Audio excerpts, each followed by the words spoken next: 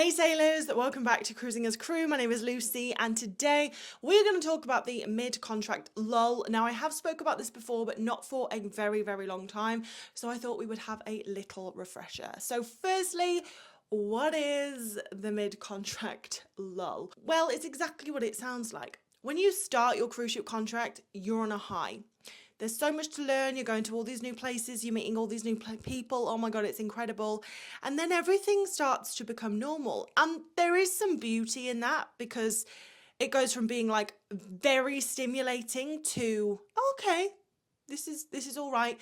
And typically that's when you start to really enjoy the contract because you relax into it. However, these 5 Caribbean ports that you've been visiting that were really exciting in the beginning of your contract are now a lot less exciting, and the job that was really exciting at the start is now a little less exciting, and you've met everybody and you've made some really good friends, which is lovely, but the excitement wears off. So for example, let's say you're doing a 9-month contract. So about the 5-6 months mark, you start to hit the lull. And then when we get to like 7 and 8 months, you start to think about going home because the end of your contract is fast approaching.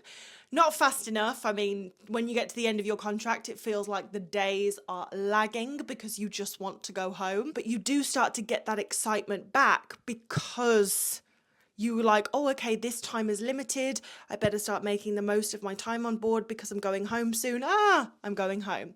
So basically your cruise ship contract is a roller coaster, which is definitely something I have referenced before. But today we're going to talk about this bit, the lull, because this is something that every crew member goes through. And so many crew members email me and they're like, oh God, I'm just fed up.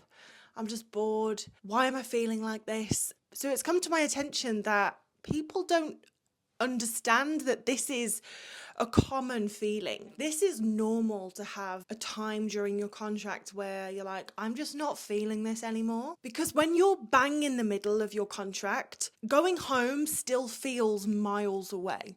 It's like you can't get excited about that yet. And this is why it's really great if you're on a cruise ship that is going to be changing itinerary. So for example, I went on Radiance of the Seas, so I did the first 3 months of my contract in Alaska, Canada, then we did Hawaii, Tahiti, and then I finished that contract in Australia, New Zealand.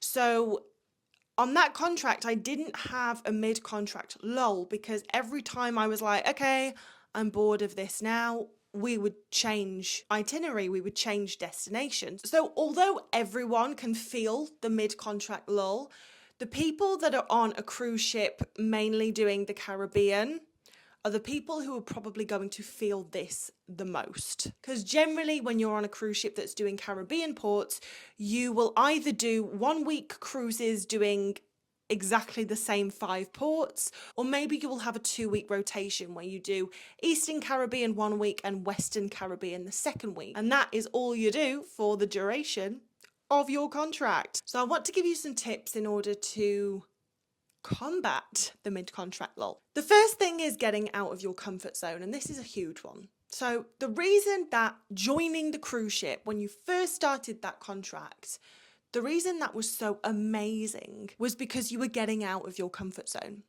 But now, being on this cruise ship has become very comfortable. You know the job inside and out. You know the layout of the cruise ship inside and out. You probably know a good amount about the ports that you're visiting. You've got your little group of friends. You know your cabin. Like, even though a few months ago it was new and exciting and scary, it is now within your comfort zone, which is great. But if you want to cultivate the feelings you had when you first joined this cruise ship, you need to put yourself outside of your comfort zone. Now you're probably thinking, well, I can't join a new cruise ship. That's not, like, I can't do that. But what you can do is change your routine and do something that's not part of it. So look for something that you haven't yet done in one of the ports that you are visiting. Maybe you haven't been ziplining. Maybe there's a beach that everyone keeps talking about, but you haven't been there yet because it's an hour away from the port and you just haven't been bothered to make the effort. Maybe now is the time. When I look back at when I was bored on my cruise ships, it was usually because I had gotten lazy. and I wasn't making the effort. I wasn't making the effort to make friends because I was like, oh, well, I've got my friends. And while that's lovely, the whole point of being on a cruise ship is so you can meet new people.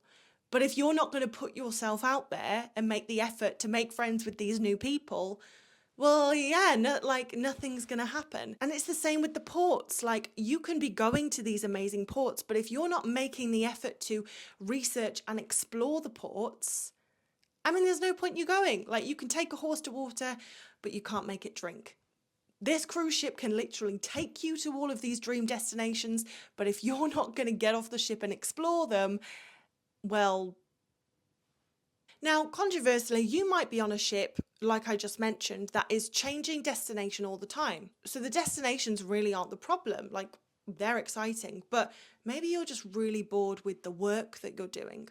Well, you can always ask your manager for a new challenge. And on the one hand, you might be thinking, well, I don't want to work any harder than I'm already working. But maybe you won't have to work harder. Maybe you can just ask your manager for a different responsibility. So, for example, on one of my ships where the itinerary wasn't boring, but the job was a bit boring, I asked my manager if during work hours, if I could cross-train into jewelry.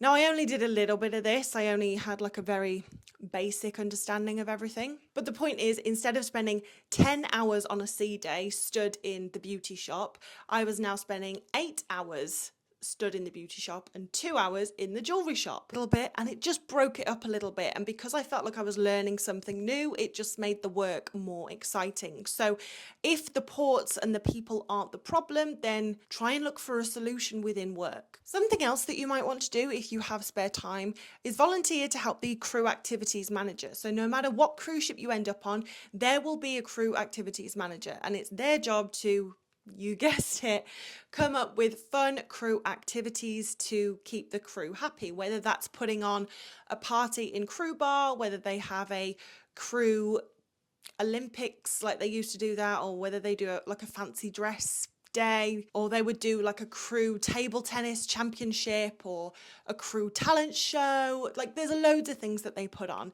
and these crew activities managers are always very busy.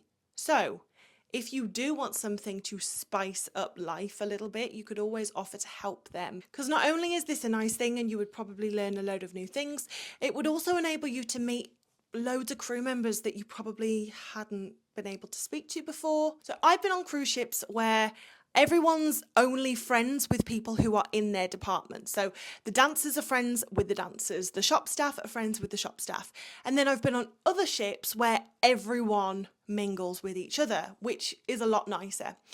So if you're on a cruise ship where people tend to stick to their departments, helping out with the crew activities can help you organically meet people who are in other departments without you having to just go up to a group of people and be like, hello, let's be friends. So those are just a few things that you can do to combat your mid-contract lull. I know it can feel really tedious, really boring. You can even get to the point where you're questioning everything, like, why am I here? Why am I away from my family? Like, why am I sacrificing this time away from my loved ones to do this? Because it starts to feel a bit monotonous, which is when it's really important to have your reasons why. So I did an interview with Anisha, which I'll link below, and she actually said this, which I thought was genius. So before she goes on board the cruise ship, when she's still really excited about working on the cruise ship, she makes a list of all the reasons why she wants to work on a cruise ship, why she's excited to work on a cruise ship, all of the things she's hoping to gain from working on a cruise ship. And then when she starts to feel like, oh my God, do I want to be here? Was this the right choice? Or she's just having a really bad day, she will look at this list that she's made, and it will help to reignite that passion and excitement for working on cruise ships. So I do urge you to do this. If you are going on a cruise ship, maybe you've just started your cruise ship contract, make a list of why you want to do it, why you're there. But just remember, this is not going to last forever. The mid-contract lull is exactly that. It's mid-contract. So maximum, it's going to last for 6 weeks to 2 months. And then you'll start getting excited again because you're going to go home soon. maybe the ship changes itinerary, or maybe if you feel yourself entering this mid-contract lull and you start doing the things that I've mentioned in this video, maybe you won't even have one. But if you do have a mid-contract lull, I just want you to remember it's completely normal. But anyway, guys, I really hope you have enjoyed this video. If you have, then please press like and subscribe. And I hope you have a fantastic week ahead. And as always, guys, I will see you in the next video. Bye.